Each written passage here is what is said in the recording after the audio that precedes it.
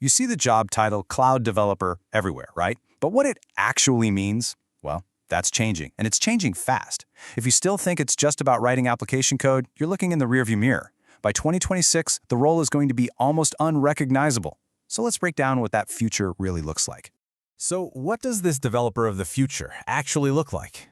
If your mental image is someone just hunched over, focused only on the application logic, the code that makes a button do something, you're only seeing one tiny piece of a massive puzzle. The role has expanded to cover the entire thing. Probably the best way to wrap your head around this new role is to think of the developer as an architect in miniature. They're not just building one room in a house anymore. They're designing the entire blueprint for a huge distributed system that needs to handle millions of users. This quote just nails it. It perfectly captures the shift. See, it's not enough anymore to just write a new feature. You now have to define the servers, the databases, the networking, the entire world that your code is going to live in. You're building the whole ecosystem, not just the animal that lives in it. And every single decision this mini architect makes is guided by these 4 principles, which come straight from the AWS well-architected framework. Is it secure? Can it bounce back from a failure? Is it fast enough? And, this one's a biggie, is it cost-effective? These aren't afterthoughts anymore. They are the absolute foundation of everything you build. Okay, so every architect needs a toolbox, right? So let's crack it open and see what essential services a modern cloud developer is using to build these complex systems. This is your core stack. First up, compute. This is pretty straightforward. It's all about where your application logic actually gets executed. And you've got some really powerful options here. Now, the absolute gold standard, your default starting point, is AWS Lambda. This is what we call serverless computing. You just upload your code, and AWS handles literally everything else. The scaling, the security patches, all the management. It lets you just focus on your code, and nothing but your code. But, sometimes you just need the keys to the entire machine. You need to get under the hood. That's what Amazon EC2 is for.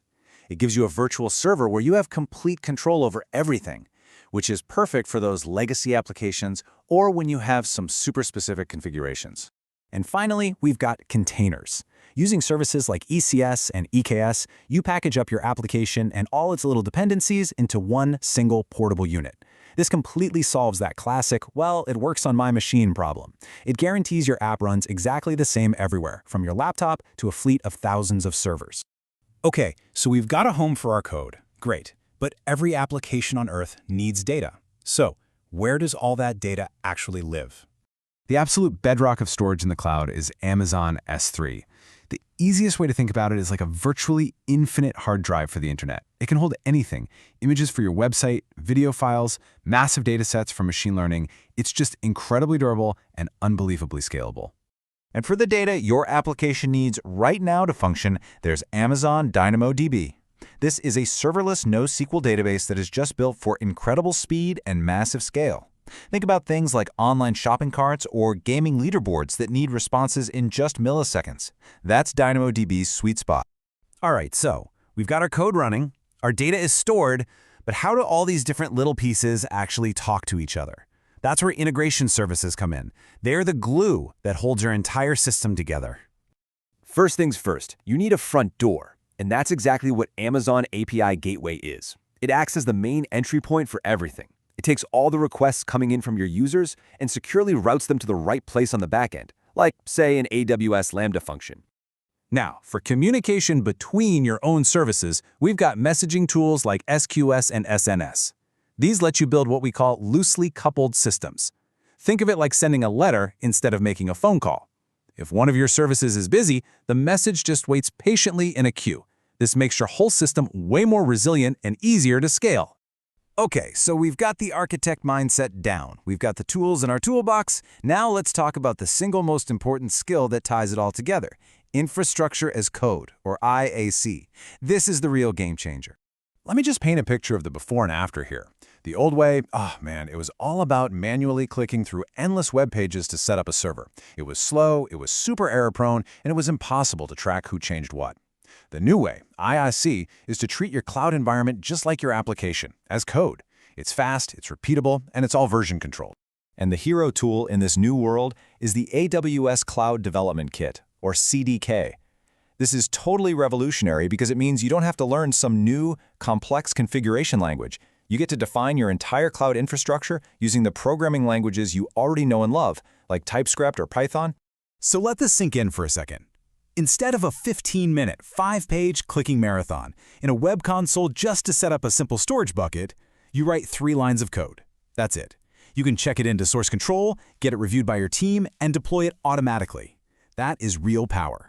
And that brings us to the final and maybe the most exciting piece of this whole roadmap. The edge that is going to define the professional cloud developer in 2026 is artificial intelligence. It's not a separate field anymore. It's being woven directly into your daily workflow. So on one hand, you have tools for building with AI. Amazon Bedrock, for example, gives you simple API access to incredibly powerful foundation models like Claude.